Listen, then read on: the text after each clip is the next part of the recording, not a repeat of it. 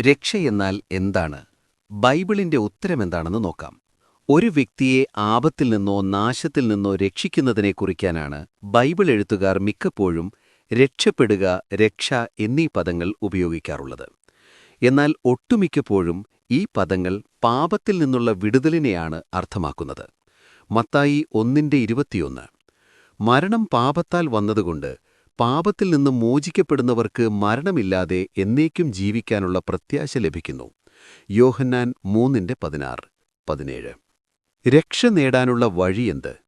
രക്ഷ നേടുന്നതിന് നിങ്ങൾ യേശുവിൽ വിശ്വസിക്കുകയും യേശുവിന്റെ കൽപ്പനകൾ അനുസരിച്ചുകൊണ്ട് അത് പ്രകടമാക്കുകയും വേണം. പ്രവൃത്തികൾ 4:12 നിങ്ങളുടെ വിശ്വാസം ജീവസുറ്റതാണെന്ന് തെളിയിക്കുന്നതിന് അത് പ്രവൃത്തിപഥത്തിൽ കൊണ്ടുവരേണ്ടതുണ്ട്, അല്ലെങ്കിൽ അനുസരണത്തിലൂടെ അത് വ്യക്തമാക്കേണ്ടതുണ്ട്. അതിന്റെ അർത്ഥം രക്ഷയെന്നത് നിങ്ങളുടെ സ്വന്തം പ്രയത്നം കൊണ്ട് മാത്രം നേടിയെടുക്കാം എന്നല്ല. അത് ദൈവത്തിന്റെ കാരുണ്യത്തിൽ അഥവാ കൃപയിൽ അധിഷ്ഠിതമായ ദാനമാണ്. എഫേസ്യർ 2:8 പരിശുദ്ധ ബൈബിൾ. രക്ഷ നഷ്ടപ്പെടാൻ സാധ്യതയുണ്ടോ? ഉണ്ട്.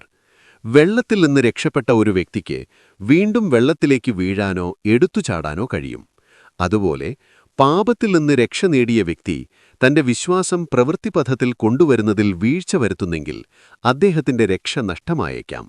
അതുകൊണ്ടാണ് ഒരിക്കൽ രക്ഷ നേടിയാൽ പോലും സത്യവിശ്വാസത്തിനു വേണ്ടി കഠിനമായി പോരാടണമെന്ന് ബൈബിൾ ക്രിസ്ത്യാനികളോട് ആവശ്യപ്പെടുന്നത്. യൂദാ 3 മാത്രമല്ല, ഇപ്പോൾ തന്നെ രക്ഷ നേടിയവർക്ക് ഒരു മുന്നറിയിപ്പും നൽകുന്നു. ഭയത്തോടും വിറയലോടും കൂടെ നിങ്ങളുടെ രക്ഷയ്ക്കായി പ്രയത്നിക്കുവിൻ. ഫിലിപ്പിയർ 2:12 ആരാണ് രക്ഷകൻ? ദൈവമോ യേശുവോ? മിക്കപ്പോഴും രക്ഷകനെന്ന് പരാമർശിച്ചുകൊണ്ട് രക്ഷയുടെ ആത്യന്തിക ഉറവിടമായി ബൈബിൾ ദൈവത്തെ തിരിച്ചറിയിക്കുന്നു. കൂടാതെ വ്യത്യസ്തരായ ആളുകളെ ഉപയോഗിച്ചുകൊണ്ട് പുരാതന ഇസ്രായേൽ ജനതയെ ദൈവം വിടുവിച്ചിട്ടുണ്ട്. അവരെയും ബൈബിൾ രക്ഷകർ എന്ന് വിളിച്ചിരിക്കുന്നു.